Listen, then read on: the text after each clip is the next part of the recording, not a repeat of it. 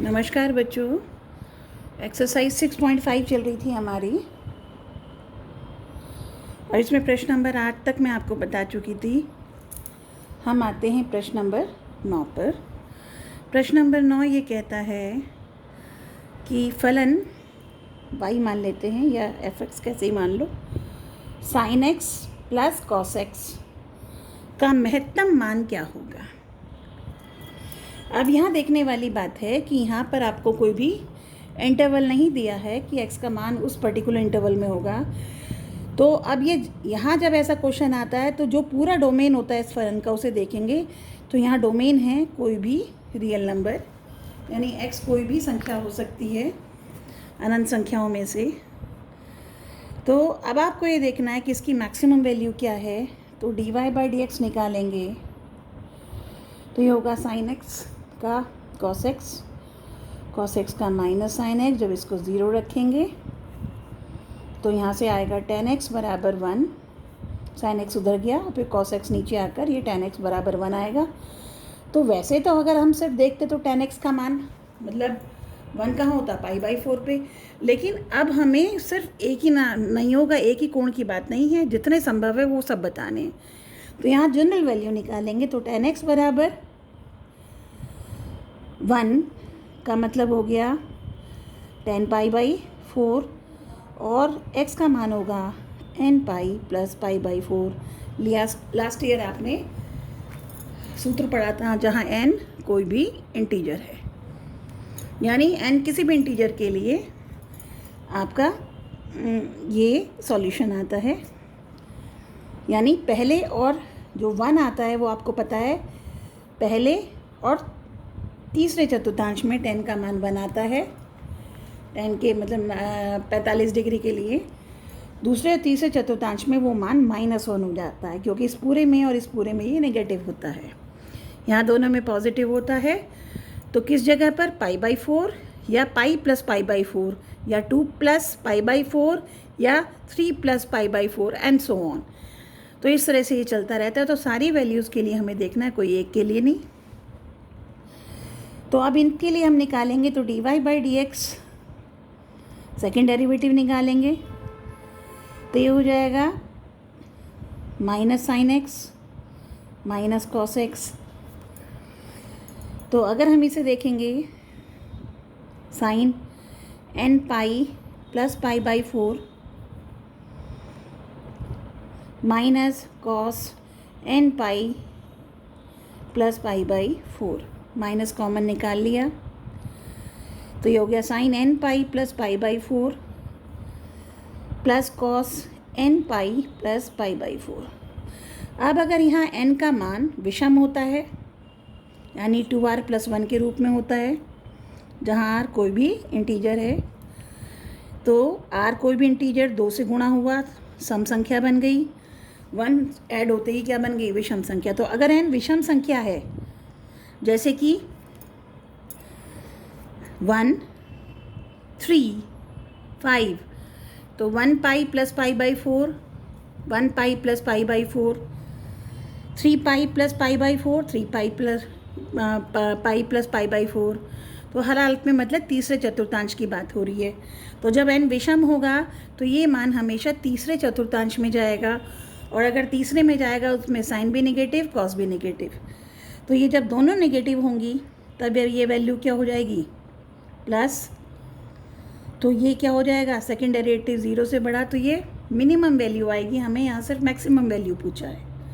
तो maximum value तब होगा जब ये फर्स्ट चतुर्थांश में मान हो, तो ये दोनों पॉजिटिव होंगे, तब ये रिज़ल्ट माइनस बना रहेगा।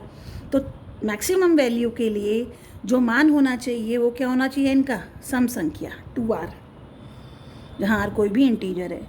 तो इसलिए y का जो महत्तम मान होगा वो क्या होगा, n की जगह 2πr प्लस π/4, यानी sine 2πr plus π/4 plus cos 2πr plus π/4। 2πr का मतलब प्रथम चतुर्थांश में इस सूत्र से बन गया साइन π/4 प्लस कॉस π/4, ये बराबर हुआ 1/√2 प्लस 1/√2, और ये आंसर आया √2। तो √2 आपका महत्तम मान होगा इस फलन के लिए। तो क्वेश्चन आपको समझ आ गया होगा। अगर कोई प्रॉब्लम आती है तो आप मुझसे फिर पूछेंगे। बढ़ते हैं आगे अगले क्वेश्चन 10 पर। प्रश्न नंबर 10 कहता है कि फलन है y बराबर 2x³ माइनस 24x प्लस 107 और महत्तम मान बोला है। महत्तम मान आप ये याद रखिए, स्थानीय महत्तम नहीं कह रहा, महत्तम मान कह रहा है इंटरवल 1 और 3 के बीच में, यानी x का जो मान होगा वो आप 1 और 3 के बीच में लेंगे, 1 और 3 समेत। तो 1 पर भी देखेंगे, 3 पर भी देखेंगे, और जो टर्निंग पॉइंट होगा, तो टर्निंग पॉइंट प्राप्त होता है dy/dx को 0 रखने पर। 6x² माइनस 24, इसको 0 रखेंगे। 6x² बराबर 24, x² बराबर 4, x बराबर प्लस माइनस 2। इस अंतराल में लेना है, तो जो एक्सेप्टेबल वैल्यू है, जो वैल्यू ग्राह्य वैल्यू है, वो x बराबर 2। अब आपको चेक करना है x बराबर 1, 2 और 3 पर। सेकेंड डेरिवेटिव की ज़रूरत नहीं है निकालने की, क्योंकि ये 3 पे वैल्यू निकाल के यहीं से पता चल जाएगा किस पे मान ज़्यादा किस पे कम। तो y एट 1 की power 3 minus 24 into 1 plus 107, y2 2 into 2 की पावर 3 24 इंटू 2 प्लस 107, और y3 पर 2 इंटू 3 की पावर 3 माइनस 24 इंटू 3 प्लस 107। इसे आप अपने आप सॉल्व करके जिस पर भी आपकी वैल्यू, जो भी वैल्यू आपकी आएगी उस पर आप वैल्यू निकालेंगे, जौन सी महत्तम होगी वही आपका महत्तम मान होगा। इसे सॉल्व करते हैं। 107 प्लस 2 109, 109 में से 24 गए, बचे 85। ये हो गया आपका 8 दूनी 16। 107 प्लस 16 माइनस 48, तो ये तो 123 में से आपके गए 48। 13 में से 8 गए 5, 11 में से 4 गए 7, ये हुआ 75, और ये हुआ आपका 27 दूनी 54,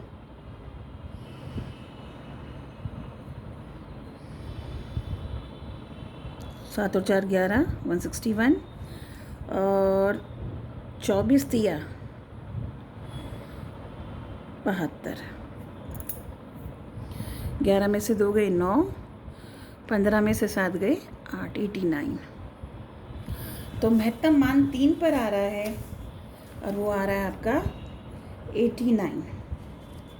मुझे लगता है ये क्वेश्चन आपको आराम से समझ आ गया होगा। इसी तरह से आप कहते हैं, इसी में सेकंड पार्ट है कि आपको मैक्सिमम वैल्यू फाइंड आउट करनी है, यानी सेम क्वेश्चन पर अब इंटरवल है -3 से -1। तो dy/dx ऐसे ही निकलेगा। 0 करने पे जो 2 पॉइंट आए थे, अब इस इंटरवल के लिए x = -2 पर आप चेक करेंगे, क्योंकि 2 यहाँ एक्सेप्टेबल नहीं है, 2 इस अंतराल में नहीं आता। तो अब यहाँ 3 बिंदुओं पर चेक करेंगे, y को -1 पे, y को -2 पे, y को -3 पे। बिल्कुल इसी तरह से जिस पे भी सबसे ज़्यादा महत्तम मान होगा वही आंसर आपका होगा। ये आपका प्रश्न नंबर 10 था। अब आते हैं प्रश्न नंबर 11 पर। प्रश्न नंबर 11 क्या कहता है? इट इज़ गिवन दैट, ये दिया हुआ है कि x बराबर 1 पर फंक्शन का महत्तम मान है इंटरवल 0-2 में। फंक्शन आपका है x की घात 4 minus 64 x² plus ax plus 9, और इंटरवल 0-2 में x बराबर 1 पर महत्तम मान है, राइट। तो x बराबर 1 पर अगर महत्तम मान है तो x बराबर 1 पर जो dy/dx होगा, आपको a का मान निकालना है एक्चुअली, इस क्वेश्चन में पूछा है। तो अब ये कैसे करेंगे, महत्तम मान आपको नहीं पता, लेकिन ये पता है कि x बराबर 1 पे महत्तम मान होगा। तो अगर हम dy/dx निकालें तो x बराबर 1 पे महत्तम मान अगर है, इसका मतलब टर्निंग पॉइंट है ये, और टर्निंग पॉइंट पे dy/dx का मान कितना होगा, 0। तो x बराबर 1 पे जो dy/dx है वो निकालेंगे, उसे 0 रख देंगे। तो ये हो गया 62 × 2 124x प्लस a, ये dy/dx आया। और dy/dx किस पे निकालना है, x बराबर 1 पर। तो 4 × x बराबर 1 पर ये महत्तम है, तो इसका मान होगा 0। तो यहाँ से a का मान आ गया 124 - 4, यानी a का मान होगा 120। तब x बराबर 1 पर ये महत्तम मान होगा। आप फिर से समझिए, जब ये कह रखा है कि x बराबर 1 पर महत्तम मान होगा, तो या तो एंड पॉइंट पर महत्तम मान होता है, तो एंड पॉइंट पे dy/dx नहीं निकाल सकते, और क्योंकि एंड पॉइंट पर या किसी भी क्लोज्ड इंटरवल की एंड पॉइंट पर कोई भी फलन डिफरेंशिएबल नहीं हो सकता, उसे हम नहीं निकाल सकते, क्योंकि डिफरेंशिएबिलिटी के लिए राइट डिफरेंशिएबल और लेफ़्ट डिफरेंशिएबिलिटी निकालनी होती है। इसके लिए लेफ़्ट डिफरेंशिएबिलिटी नहीं निकाल सकते, उस पर फंक्शन डिफाइन नहीं है। इसके लिए राइट डिफरेंशिएबिलिटी नहीं निकाल सकते, क्योंकि उसके लिए फंक्शन डिफाइन नहीं है। तो अब ये रह गया, और ये तब इन दोनों के बीच में किसी बिंदु पर अगर फलन महत्तम या निम्नतम होता है, उस स्थिति में dy/dx हर हालत में क्या होगा, 0 उस बिंदु के लिए। तो पहले dy/dx निकाला, x बराबर 1 रखने पर जो प्राप्त होगा उसे 0 के बराबर रखेंगे, क्योंकि महत्तम तभी आ सकता है जब ये 0 हुआ होगा। और इस तरह से ये समीकरण बना, उससे a सॉल्व करेंगे। आइए प्रश्न नंबर 12 पर, find the maximum and minimum values of फलन जो है 12 फलन है y बराबर, ये फेयर फॉर्म में मैं आपको क्वेश्चंस भेज ही रही हूँ, ये थोड़ा रफ फॉर्म में सिर्फ समझाने के लिए, सिर्फ समझिए यहाँ से और कॉपी फेयरली करेंगे। x का मान 0 से 2 पाई के बीच में लेना है, तो मैक्सिमम मान इसका पूछा है, तो dy/dx कितना होगा आपका, डिफरेंशियल 1, और 0 2 पाई पे भी चेक करेंगे, यस 0 2 पाई पे ज़रूर चेक करेंगे। और अब बीच के पॉइंट पे जहाँ ये 0 होगा तो डिफरेंशिएबिलिटी लेते हैं, 1 sin 2x का होगा cos 2x × 2,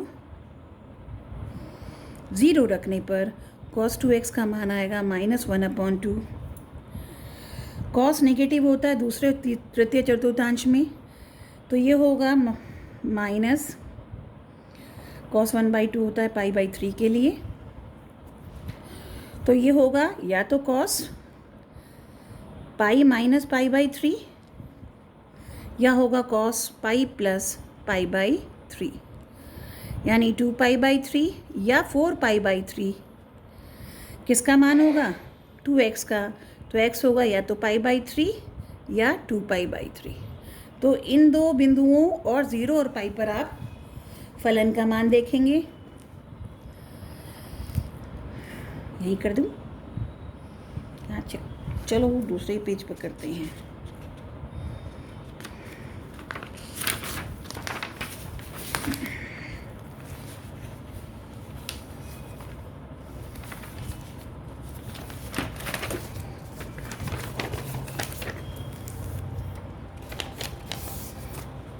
तो ये जो है आपका बिंदु 0, बिंदु π/3, 2π/3 × 2 पाई, तो x बराबर 0 पर, π/3 पर, 2π/3 पर और 2 पाई पे, और महत्तम और निम्नतम दोनों पूछे हैं आपसे। फलन है आपका y बराबर x प्लस sin 2x। चलिए 0 पर, अगर 0 पे निकालते हैं y का मान, 0 प्लस sin 2 × 0, 2 × 0 0, sin 0 का मान भी 0, यानी कुल मिला के 0। फिर π/3 पर, π/3 प्लस 2 sin 2 π/3, साइन 2π/3 का मान होता है आपका, ये होता है आपका √3/2। सेकेंड क्वाड्रेंट में पाई माइनस π/3 और साइन पाई माइनस π/3 तो साइन π/3 यानी √3/2। देन वी कम 2π/3 तो ये होगा 2π/3 साइन 4π/3, 2 इंटू 2π/3 यानी 4π/3 यानी पाई प्लस π/3 तो होगा 2π/3 माइनस √3/2 और 2π पर होगा 2π प्लस साइन 4π यानी कुल मिला के 2π। देखते ही पता चल रहा है